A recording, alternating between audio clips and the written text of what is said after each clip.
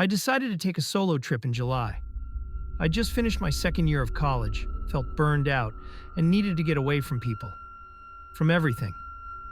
So I booked a small cabin on the edge of a tiny town in Montana called Red Pine.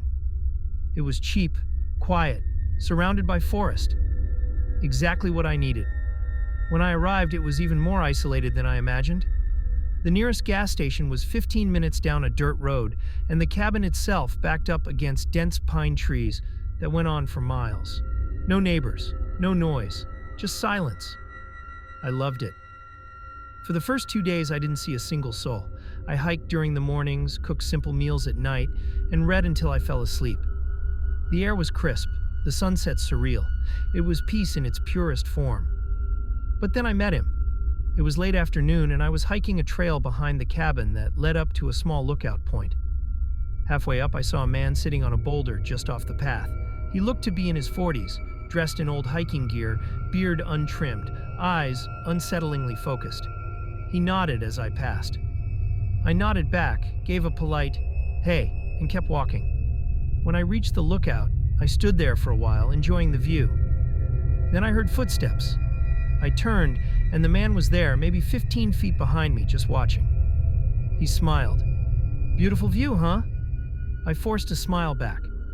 "Yeah, really peaceful." He asked where I was from. I gave a vague answer. He told me he was local, born and raised in Red Pine. Said he liked to come up here to watch the quiet. The way he said it gave me goosebumps. Eventually, I made an excuse and left. As I hiked down, I could hear his footsteps following. Not too close, but not far enough either. That night, I locked all the doors, just in case. The next day, I went to the town to grab some supplies. As I left the store, I saw him across the street, standing next to a payphone, staring right at me. He didn't wave, just stood there. I told myself it was a coincidence. That night, I was brushing my teeth when I heard something outside, twigs snapping, something moving just beyond the tree line. I turned off the bathroom light, peeked through the window, and waited. Nothing. The next morning, there were footprints in the dirt by the back door. Heavy boots, leading up, stopping at the door, and turning back into the woods. I tried to convince myself it was just a hiker.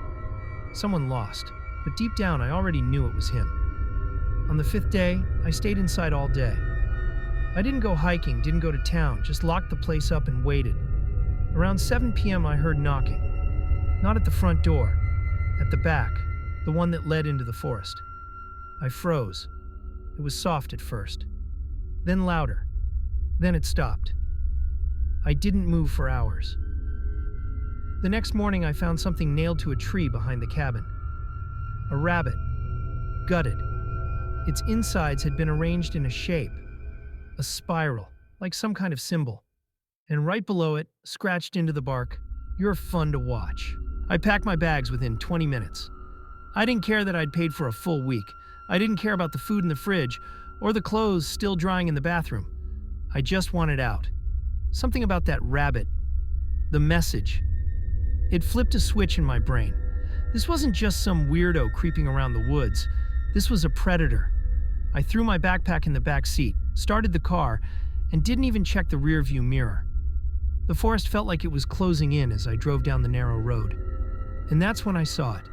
A pickup truck, parked just off the shoulder, empty. I recognized it immediately. Rusted green, cracked windshield. It had been parked near the gas station 2 days ago. I hit the gas.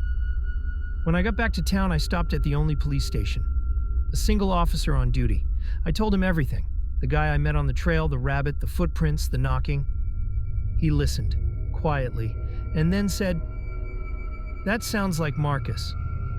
I asked who Marcus was. "A guy who used to live out there, on his own.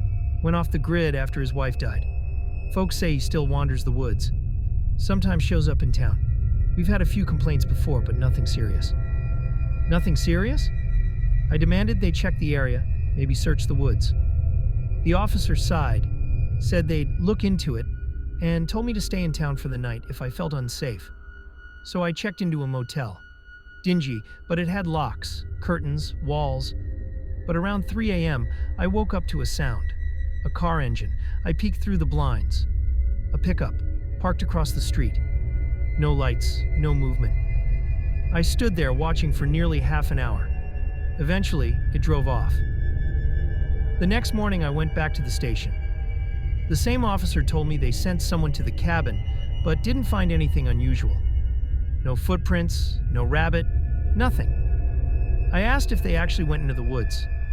He just shrugged. I knew then that I was on my own, so I left. I drove all day, crossed into Idaho, got a cheap motel in a bigger town. I didn't tell anyone where I was going. I kept my phone off. I didn't want to be found. But that night, as I got ready for bed, I saw something slipped under the door. A piece of notebook paper. I still see you. I didn't sleep that night. I sat on the edge of the bed, phone in one hand, a pocket knife in the other. My stomach was in knots. I kept asking myself how he found me. Was there a tracker on my car? Did he follow me from town? Had he been watching the motel? Or was he already inside? I checked the closet, the bathroom, under the bed, nothing. The next morning, I left the motel and went straight to a rental agency. Traded in my car, paid in cash, no names, no questions. Then I drove again. This time hundreds of miles south, across state lines, to a city big enough to disappear in. I stayed in a different place every night. Moved constantly.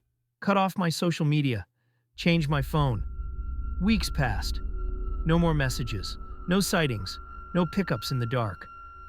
But the fear didn't leave. It's been nearly a year now. I don't hike anymore. I don't travel alone.